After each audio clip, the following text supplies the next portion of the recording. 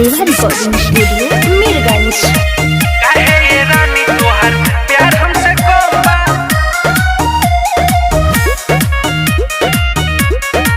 काहे ये रानी तोहार प्यार हमसे कम बा। काहे ये रानी तोहार प्यार हमसे कम बा। बोला का पतनी के इहे धरम बा। समझ में नहीं क्या ना सुन काहे ये रानी तोहार प्यार हमसे कम बा। बोला का पतनी के इहे धरम बा। कोई संदेह है बानी हमके दर्दिया हो रदिया ना दर्द हो रेला कमरिया दर्द करेला हो रदिया ना दर्द हो रेला कमरिया दर्द करेला। समझ में आई? समझा तनी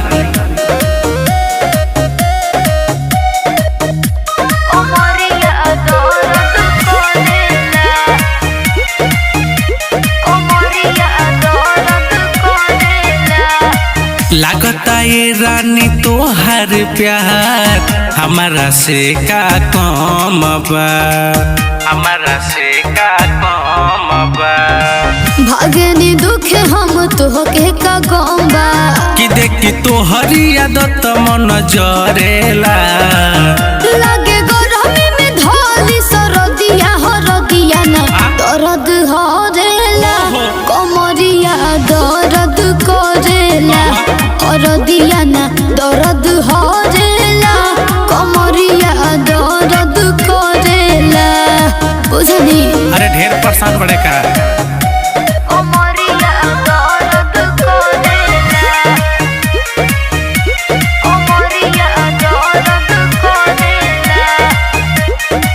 दिलवा दुखाई देलू ये हमारानी मन के मनाई मुकेश भूटा भूटानी। अरे हो बुझते बानी मन करे तो है पाजा में धरीली।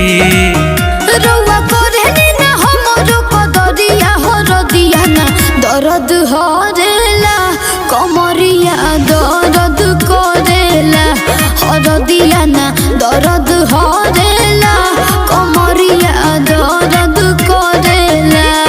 बड़ी परेशान बनी जी। सेवा रिकॉर्डिंग स्टूडियो मीरगंज।